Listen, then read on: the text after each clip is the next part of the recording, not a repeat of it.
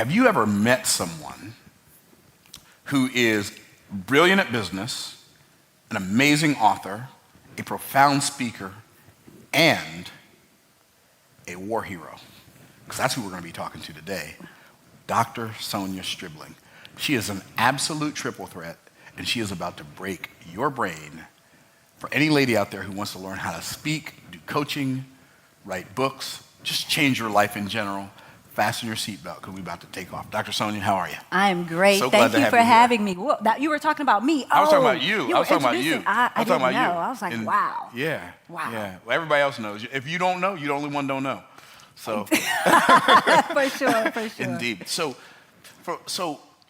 you were in the military. You don't mind if I start with your military Absolutely. history? No, right? go for it. So you were in the military. Yes. Which branch again? Army. Army. The best branch. The but best branch. yes. I would expect you to say nothing Yes, less. yes. Okay.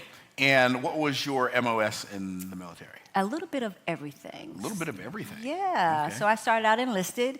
It was more of HR. We didn't call it that, but it was like 75 Hotel. Most people that don't know, it was more, we call it behind the desk at the time. And then Okay.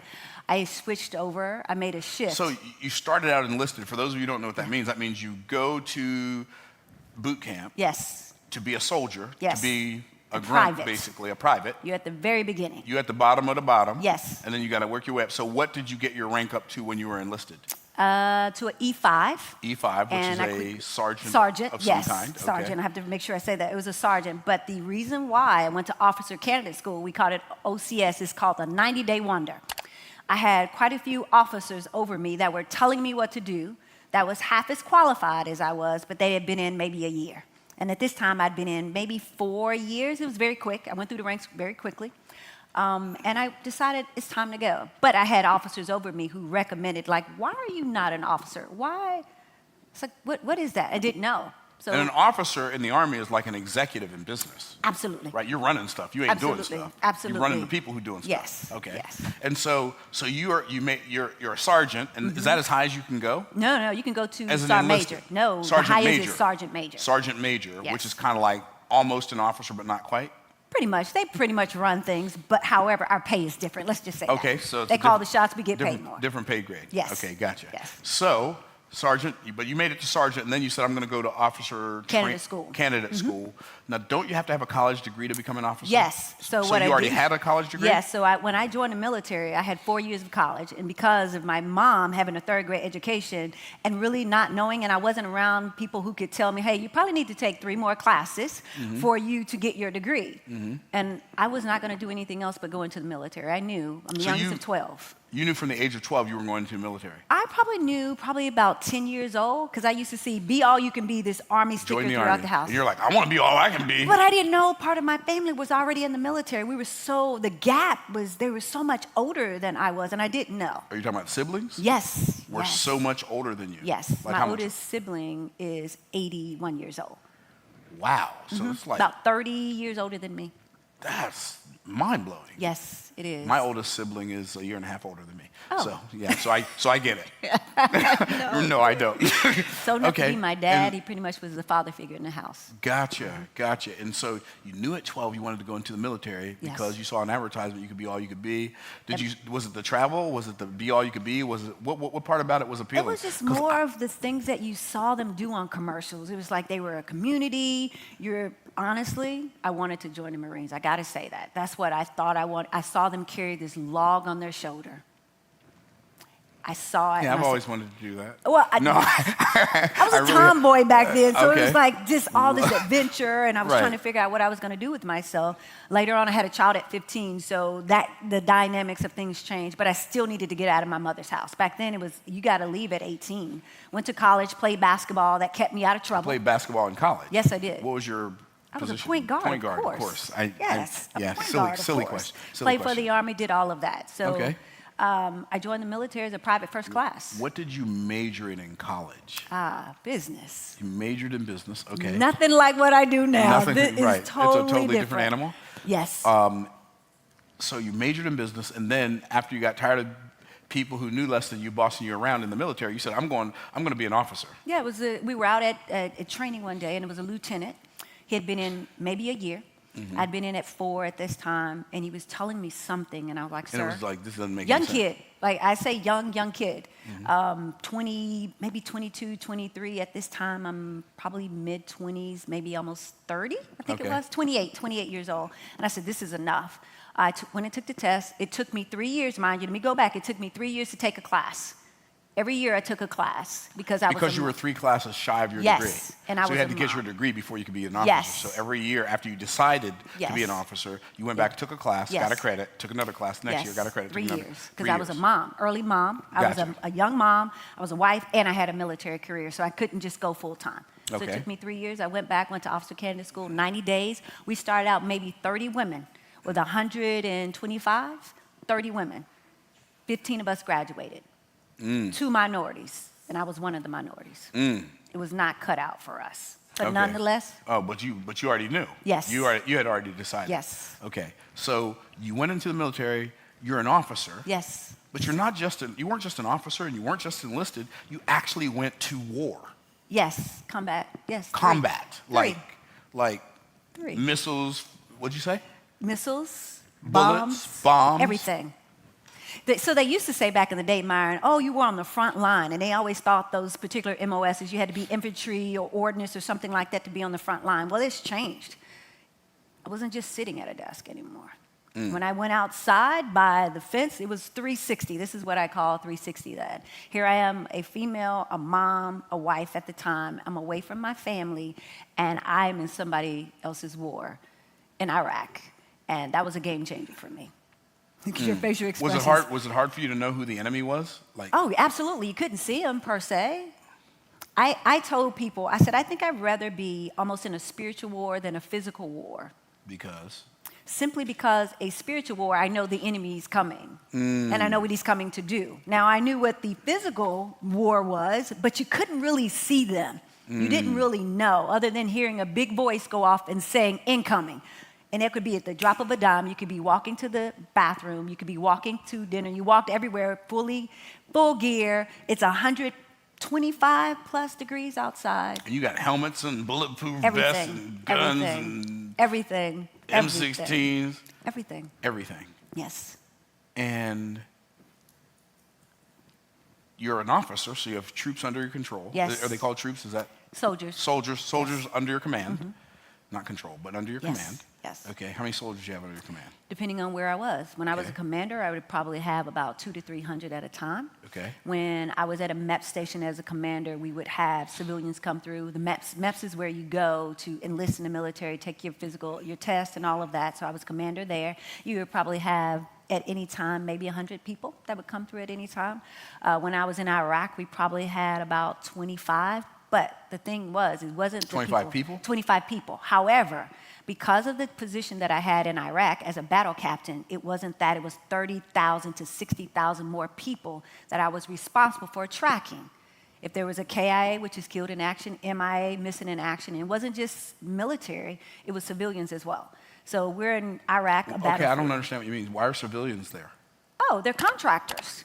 Oh, okay, Yeah, gotcha. they're And they contract- get killed too. Yes, absolutely. Absolutely. They're at war as well. So it wasn't just us in uniform. You got Army, Air Force, Marines, Navy, all of us, plus civilian contractors. That is the first time I'd had the utmost respect for civilians that were there, not in uniform, but they were doing the exact same things we were doing, if not more. But not in uniform, not carrying weapons, or carrying weapons? Some. Some Most carried of them weapons, were but not. most of them were No. not carrying weapons. No. They're just over there doing their job. Yes, absolutely. Whereas ordnance, supply, admin, whatever the case may be. Mind blowing. It is. I didn't even see. I didn't know that. I'm glad I Okay. can bring light to something One- that most people don't even Yeah. think about. Yeah. Really. On a scale of 1 to 10, like compared to all the other things you've done in your life, where would you put that? Being the best or the most exciting? Elaborate a little bit more. Just being the hardest. Let me just compare it to what I do now. Okay. If I can be in a place like that for 15 consecutive months away from my family, not knowing if I'm going to physically come back home, Alive. yes. Now, I came back home, but my body came mentally, I didn't come back. That's a different story in itself. But I would say that would be in the hardest thing I've ever done. It would be number one. Oh, I would imagine. Having a child would be number two. Giving Wow. birth, natural birth to 3 children. Number 2. Number 2. And if I had three top things building a business, I number knew three. if I could deal with those things, I could surely do this. Wow. It probably also gives you, and I don't know if this is true or not, so you can tell me I'm totally wrong, and that's fine. But it probably also gives you insight into the fact that people are way more capable of way more than they think they are before they actually put themselves in that situation. Absolutely. When you're there, you're thinking about one, the safety of your battle buddy that's there with you. You're more concerned with everyone else, and then you're thinking about yourself. And I know that's the difference. Even I was sharing with you earlier when we were talking, I would take a bullet for some people, literally not even thinking about it, depending on where we are, to put myself in harm's way. To make that's sure how they're we were okay. trained. Yes. Right, that's how you're trained. Yes, absolutely. And so it carries So it's an over to automatic now. response. It's not like Absolutely. even a, you No, don't you don't think even about think about it. it. Just, You don't think about it. okay. And so fast forward, and we're going to get to the business stuff, y'all, but Yes. y'all need to understand who's getting to the business stuff. Okay. So you were also injured in combat. Yes, I was. Do you want to talk about that or not? Sure, absolutely. Okay.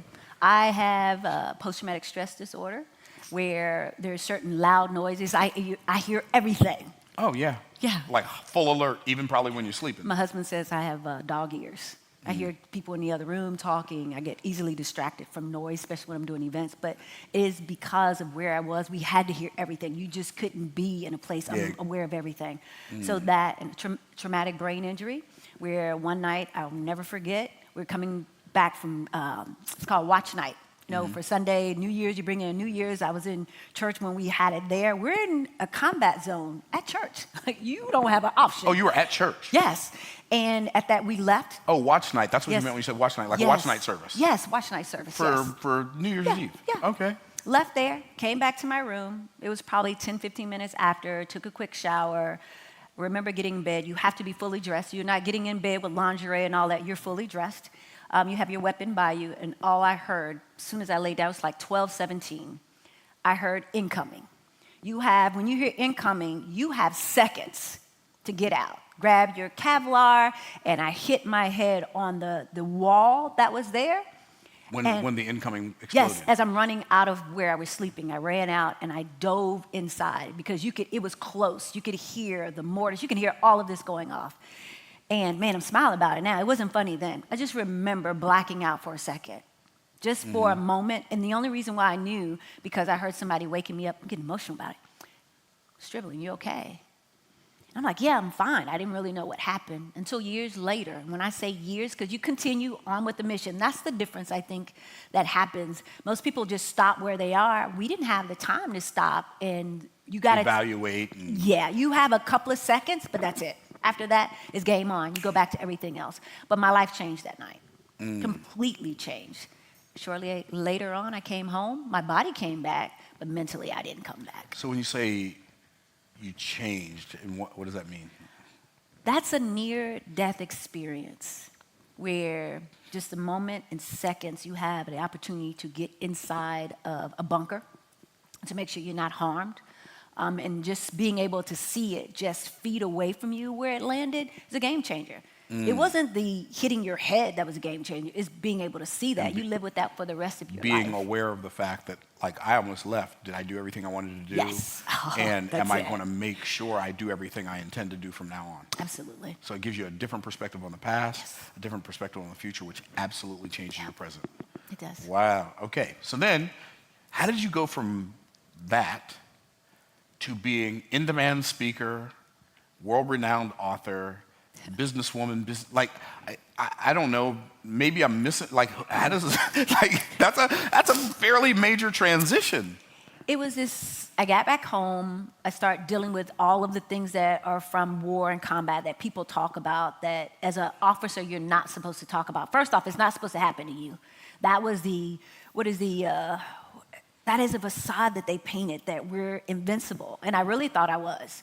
But when I came home, I had to deal with it. So I just remember going through this phase of suicidal thoughts, all of that. I went through a divorce. I went through all of these things. And that was was it because you survived and other people didn't? Was it because, I can't really explain. It was just this day. I just remember this one day sitting at home on my couch, and I called it my suicide couch.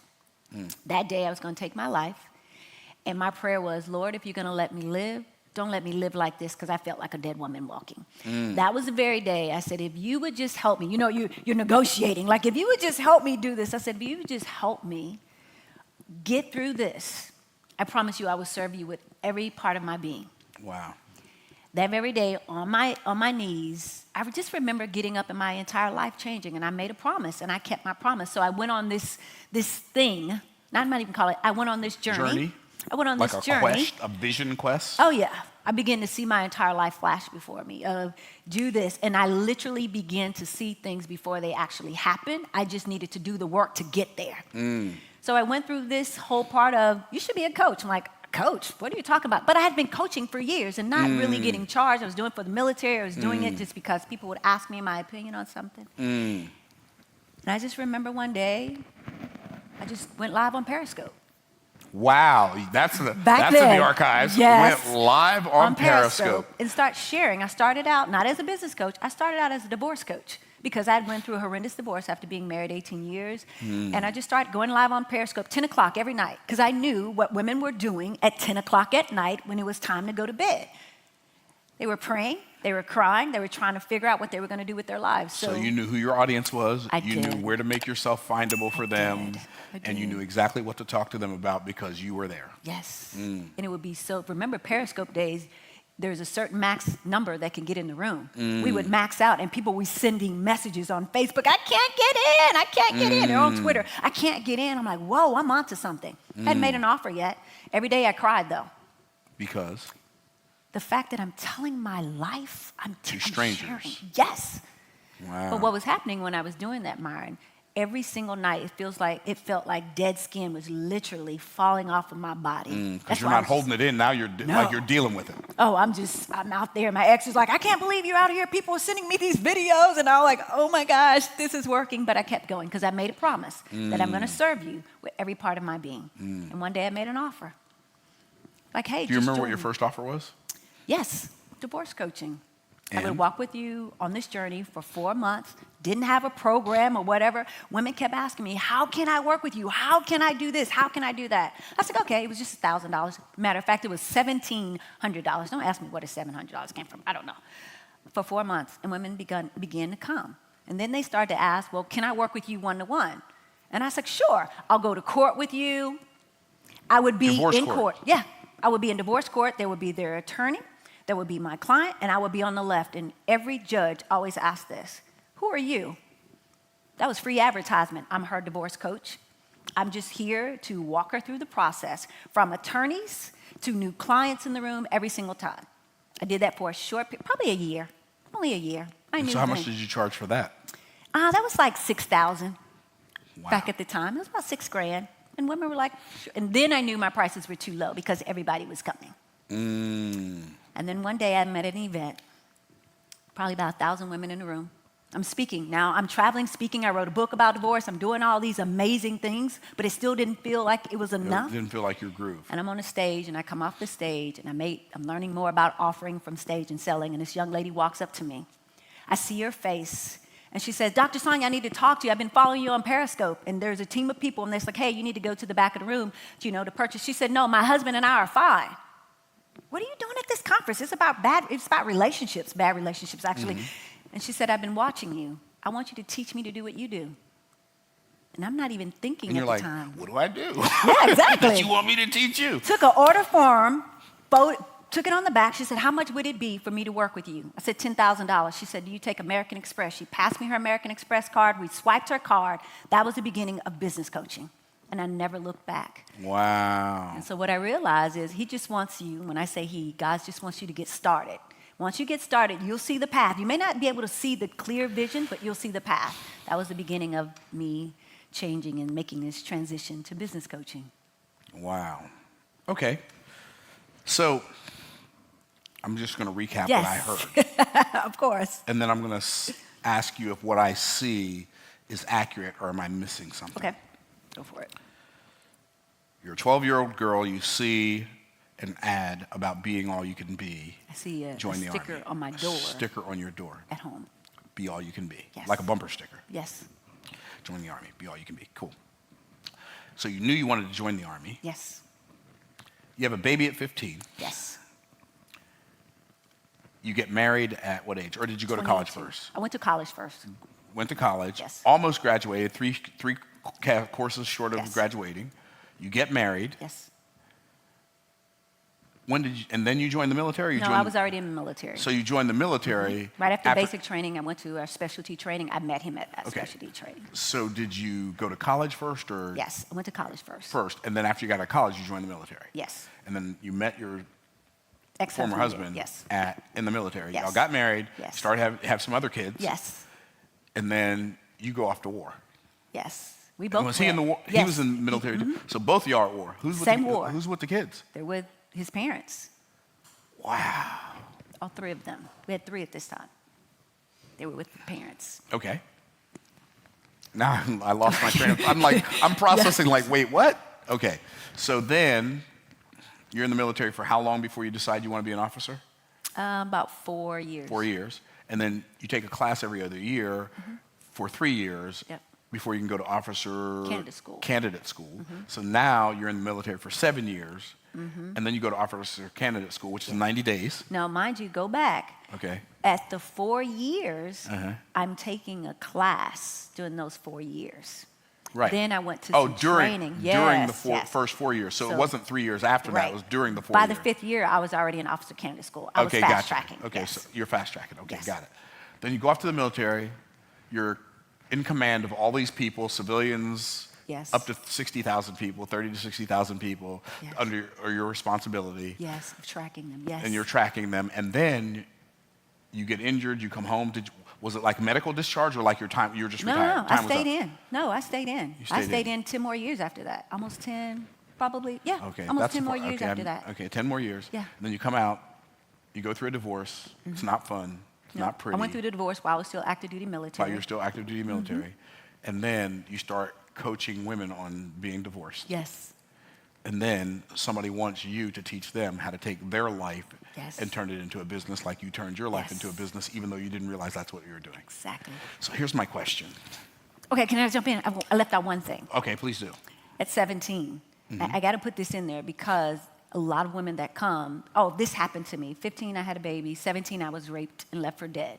So mind you, I mean, I feel like I've been in war my whole life, so why not? Just being alive was a battle. Yes, absolutely. So I put that in there just so you know the premise of by the time I got married, I shouldn't have, but I did.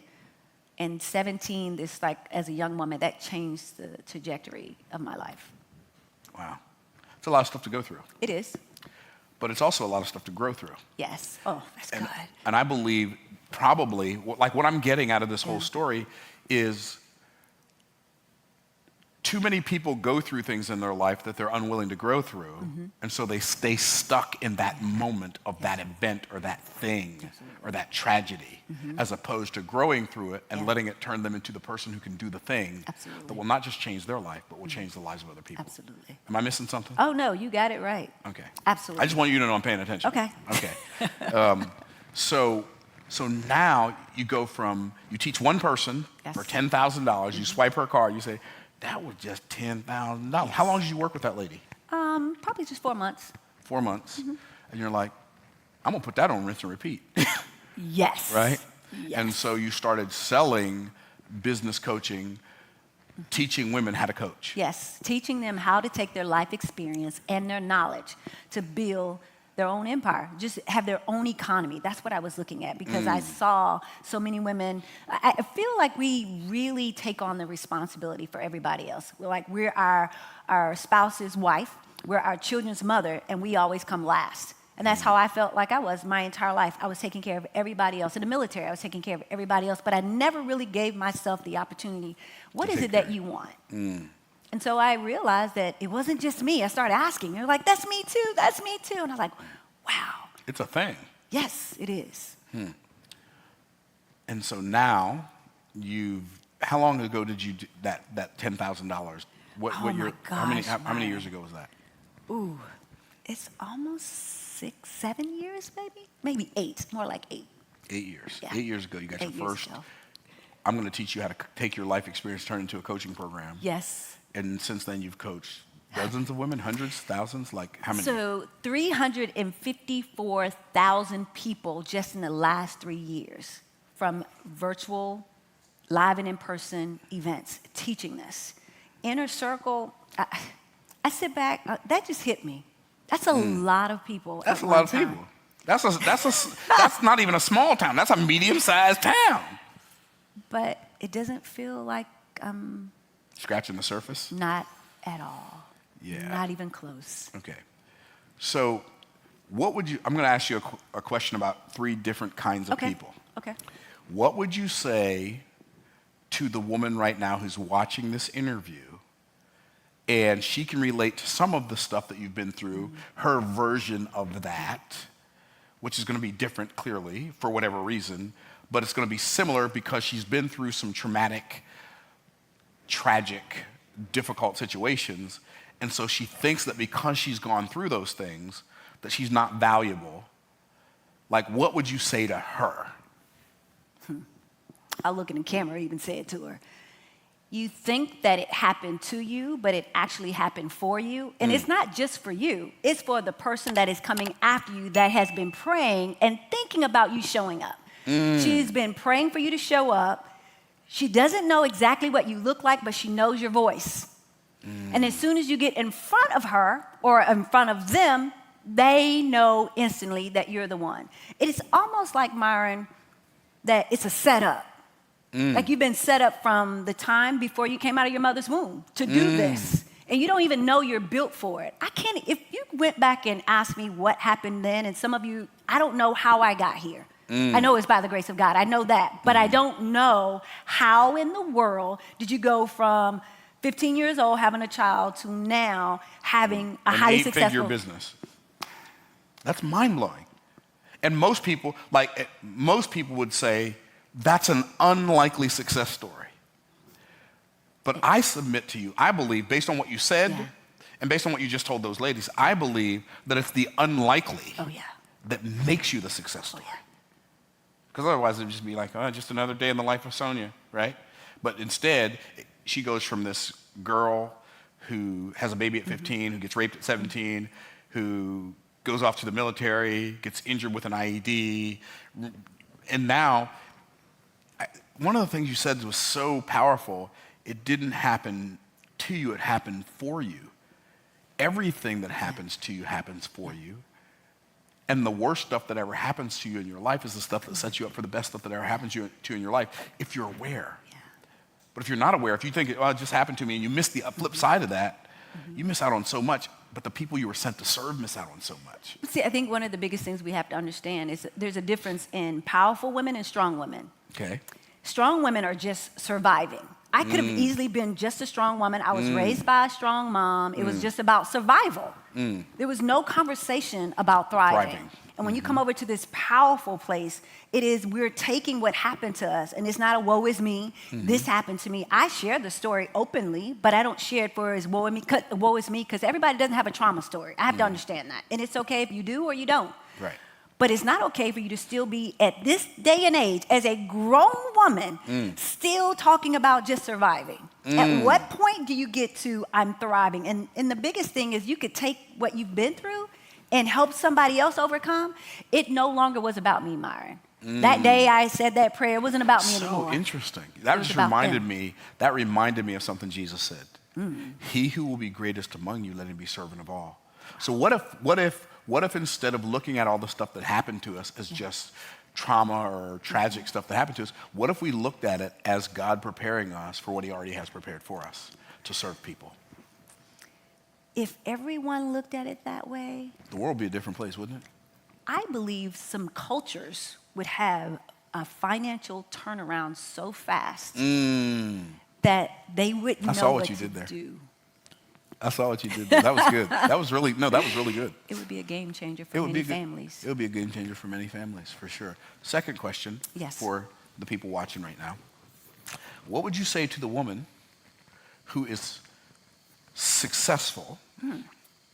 She's either got a really thriving business or a thriving career in a business. She's an executive. Maybe she's making 6 figures, high 6 figures, maybe even 7, high 7 figures. but she hates what she has to do to make that money. And she wants a life by design instead of a life by default, but she feels like there's no place else I can go and make this kind of money. What would you say to her? Before I jump into that, let me share. I did work in corporate America outside the military for 9 long months. 9 whole months. I don't even know how you lasted that No, long. it was long. Long. Yeah, it was just long. And when you said that, I was an executive because the golden handcuffs were calling my name because they told us traditionally that's what you're supposed to do. So I would After you say got out to of the her, military as an officer, you go become an executive. Yeah. And you had a business degree. Oh, absolutely. Yeah. And then I had a HR degree, and then I went back and got a PhD thinking that they was going to help me, as a counselor. So I thought all of that was going to help me be highly successful. I thought that was going to help me be, because I had this thought, Myron, I wanted to be a millionaire.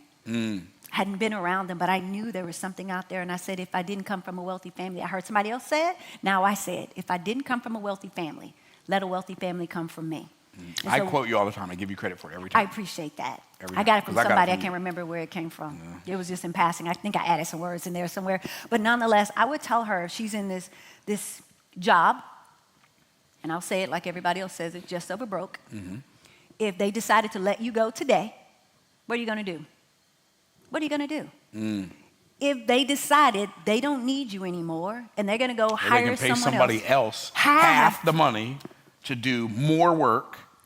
and you help the company generate millions. Come on now. Why are you not generating millions in your own business? Say that.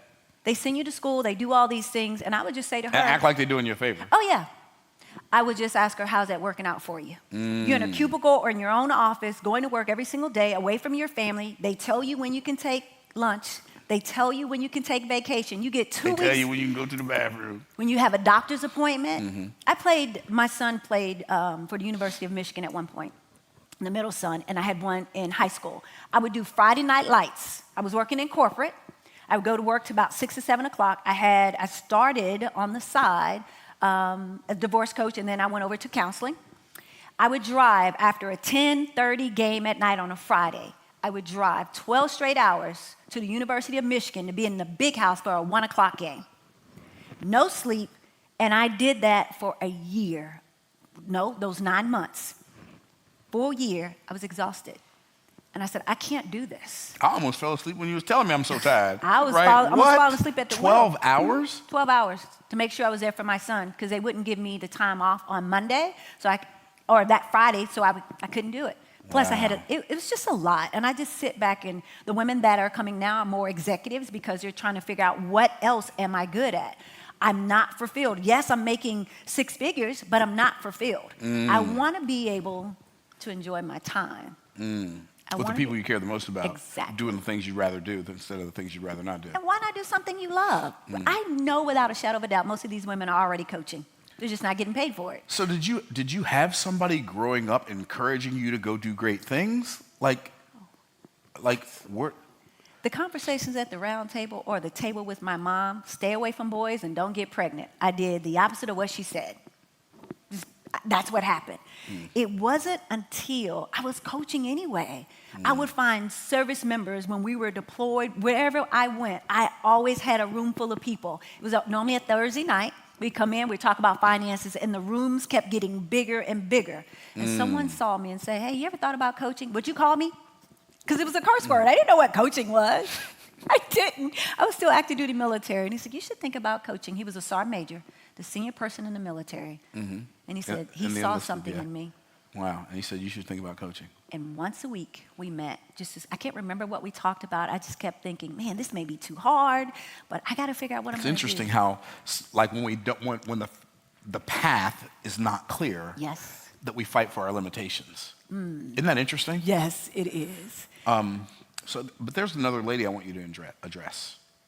So we addressed the woman who feels like we addressed the executive. What would you say to the woman who doesn't value herself because she's never been apparently valued by the people around her? Because I think it sounds to me, you're 15, you're 12, you have a vision. You're 15, you have a baby. You're 17, you get raped. You go to the military after you graduate, after you almost finish college. Yeah. You get married, you have children, you go through a divorce, you're enlisted, you have this lieutenant who's still wet behind the ears telling you something that you know doesn't make sense, and I ain't putting up with this no more. Yeah. Like, it doesn't sound like people were saying, you are going to be a superstar, go change the world. So It was the opposite. I was voted least likely to succeed in high school. that's so crazy. That's the first time I've ever heard of anybody other than me. Are you serious? I didn't even get least likely to succeed. It was worse than that. I got most likely to get on your nerves award. Oh, wow. Yeah. So People are so mean, aren't they? they can be. Yeah. So mean, but it's okay. They help. The- They're there for a reason. that's the fuel. I bet I'm really getting on their nerves now. Exactly. So how about have yourself some of that Exactly. right there? Okay, so What would I so say? what would you say to that woman who feels like she can't, she's not worth it, she's not worthy, who wants to hear from you? What have you done? Permission is for parking tickets only.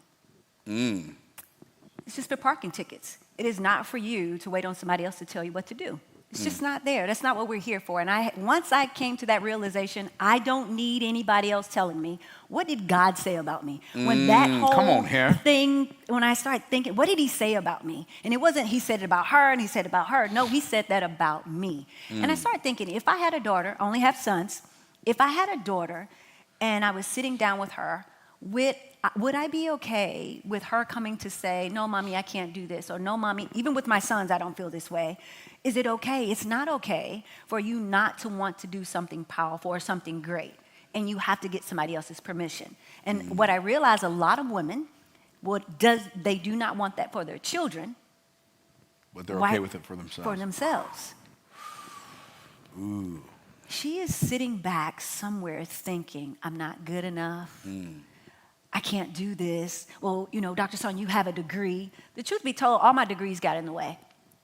Well, They got in the way. I remember once, Myron, I got some coaches back then that were helping me, and it took me 90 days to get my mind right. Not 90 days with a strategy, 90 days to get my mind right, to give myself permission to say it's okay for you to ask for what you're worth. One day I made an offer. It was $250,000 day. I freaked out. I'm like, oh my goodness, I need to do this again before it runs out. I've been doing it for the last almost 10 years. And it wasn't because of the money. It was the simple fact that I realized I was onto something and that people were open. It's just like non-traditional education. We'll go to college. We'll do all those things. oh, for real, for real. But when it comes to self-development, business development, it's like a struggle. Have you helped women make six figures? Oh, yes. I've helped women make seven figures. I kind of had a sneaky suspicion that would be the answer. Yes. But I think it's important for people to hear that. Because when you think about how many people graduate from college Yes. and can't even get a job making the amount their college costs per year. And they're still paying for college. And they're still by the way. paying for the college loan. Yeah. 20 years later, Yes. even though they're not doing anything with the piece of paper they hung on their wall, except maybe hanging the piece of paper on their wall, that might be a clue. Imagine in the next 90 days, Imagine in the next 90 days. you really focus. One thing the military taught me very well is about you do not quit until the mission is complete. You leave no one behind. Now, what I have to add, I'm not dragging anybody. I weigh $125. I cannot carry anybody on my back, but I can walk hand in hand with them. So imagine that 90 days we gave ourselves to sit and focus on what in my life has happened that somebody else could learn from and glean from. And I give them, I call it the cake recipe. When you think about, I like red velvet. Okay. My mother-in-law, my ex-mother-in-law per se, had this great red velvet cake recipe. Okay. And there was particular things that she put in it different from everybody else. And if you followed those very instructions, you had a perfect red velvet cake. Melt in your mouth. It Come on, tastes yeah. so great. I call it a cake recipe. Take the cake recipe, give them instructions on what to put in your particular cake that you're helping them build, and help them get the results that they want, but help them get there faster. If you would just do that very thing and don't overthink the process about, oh, it's got to be perfect, because most perfectionists that I know are broke. You got with that. And so just thinking about the cake recipe, thinking about giving them very clear instructions on what to do and not overthinking the process. Imagine where you could be 90 days from now. Wow, that's so cool. So a cake recipe. So basically what I think I hear you saying is becoming successful is like baking a cake. All you have to do is follow the instructions. Yes. That's awesome. Now, something you said earlier, and I'm fascinated by it, but I think I could use a little clarification. You said permission is for parking tickets. Yes, it's actually validation is for parking tickets only. Validation. Yes, Okay. validation is Now for I parking get it. tickets only. Yes. Because people are walking around looking for validation from other people. All the time. And they don't need it. Yes. Because the fact is your life story and your life experiences are your validation. Yes. So you don't need to get it from somebody else. Absolutely Go ahead not. with your bad side. So now that you've addressed the three different avatars of women who are watching this video right now, I know you got a new book coming out. Yes. And the cover is fire. I'm Oh. sure the inside of the book is even more fire. Tell us about that new book. The title is From the Battlefield to the Boardroom. From the battlefield to the boardroom. Wow. Yes, and most people, when you look at it, when I thought about it, I was like, I want to make sure it's for all women that really need this, because I didn't want the battlefield to be too much. But what I realized that we all have our own battlefield. It doesn't have to be Well- a physical battlefield. It could be a mental battlefield. It could be a financial battlefield. It could be It a could be a relational. spiritual battlefield. Yes. One of the things I tell people, in fact, I did a video on this called Poverty is Always the Result of Spiritual Warfare. Ooh, that's good. It is. It's the truth too. And so if you broke, you're in a battle, and you may not know it, but you're about to find out. Right? So from the battlefield to the boardroom, that's so good. A woman's infinite desire to win in life, business, and career. Let's go. It's just time. It is time. It is time for, I would say, more women to step up to the plate. And I tell people, I don't train ballerinas. I don't train princesses. Come on here. I train warriors. And it's for women that are warring for the life and the legacy that they want to build. Wow. So good. So good, Doc. So people that want to connect with you, they want to learn from you. You teach people how to do coaching. You teach them how to do speaking. Be a triple threat. I Be a triple teach threat. them Okay, tell me how about the to be a triple threat. Tell me about the triple threat. There is no way that you should be an author and not be coaching and speaking. And I know somebody's going to argue, no, you shouldn't do that. Be a triple threat. If you really think about it, if you take your life and put it in a book, now I'm not talking about, we're not Oprah and Michelle Obama, just it's a memoir, it's about my life. No. Give them some learning tools, some teaching tools that they can apply to their life based on what you've been through, right? Think about being a speaker. You're already speaking anyway. You're speaking in front of kids. You're at church on Sunday speaking. You're at your corporate job has you speaking on stages. And they're not paying you anything extra. Well, Why don't you take your voice, give your voice a story and a bank account is what I say. let's go. And so if you're out here speaking, why don't you just get paid to speak and share? And then the third one, coaching. We're doing it anyway. Might as These well are get things- paid for it. Might as well. And sooner than later. So can I give you a title for your sequel for your Battlefield to the Boardroom? Yes. The Triple Threat Trifecta. Ooh, okay, I like it. We're going to do that one right after this one. Yeah, that's like the Triple Threat Trifecta, why every woman should be speaking, coaching, and writing books. Done. Let me go ahead and get that out there now before this is out there so we can have That it. part, that part. It done. Okay. Done for sure. Wow. Yeah, what you're doing is amazing. How you're helping women is amazing. The success stories of the people who are working with you are remarkable. Your success story, first time I ever met you, I'm like, you doing what? I mean, you're a superstar. But most people are, they just don't step into it. But we need to get in rooms with other superstars like yourself. And I remember when I met you, I said, I can learn from him. I can follow his lead. I can listen and sit at his feet. That's one thing I really want you to know, how amazing you are. And I'm not just saying it because we're sitting here, but you really are. Well, thank and you. how you teach us in such a way, I need to learn like a third grader. And everybody does though. You know what's really interesting to me? It's interesting to me that most of us are children at heart. Yes. But we've been programmed to manufacture a plastic avatar of what we think an adult is, and that's what we show everybody. And most people put the little kid inside of them in a closet somewhere, in the booth in the back in the corner in the dark. And I know for a fact Yeah.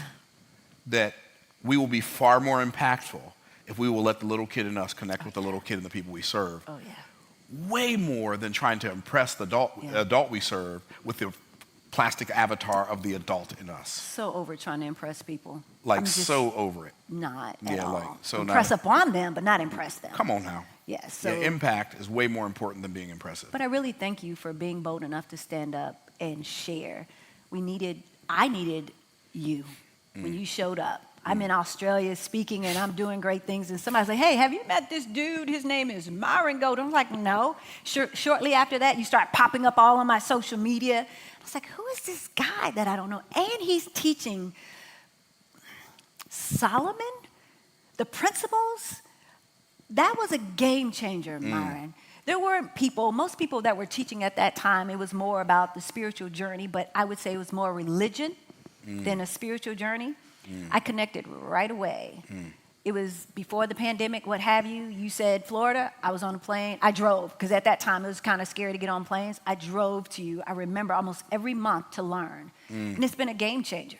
Wow. Sometimes you need, I shared with you once, remember, I said, Myron, I'm going to borrow your confidence until I have my own. Well, And so I share that with my clients, just borrow mine. Right. And yours is so big, I'm like, I need that. Because there are times, even when you believe you've made it, there's always room for growth. And I just 100%. thank you for being that model, the visionary who helps me see, because I believe all coaches need a coach. We all have our blind a spots. coach that does not have a coach does not deserve to be your coach. I'm not working with them. I'm sorry. Hey. If I don't know you're not working with anybody, and I don't have to know exactly who it is. I just got back from a 5-day mastermind. I mean, we're doing all right, you know. Our Yeah, business yeah, our yeah. business is doing all right. Yeah. And I just got back from a 5-day mastermind, sitting under my coach, letting him coach me, and a couple people from my team on the moves we need to make. So yeah, Yes.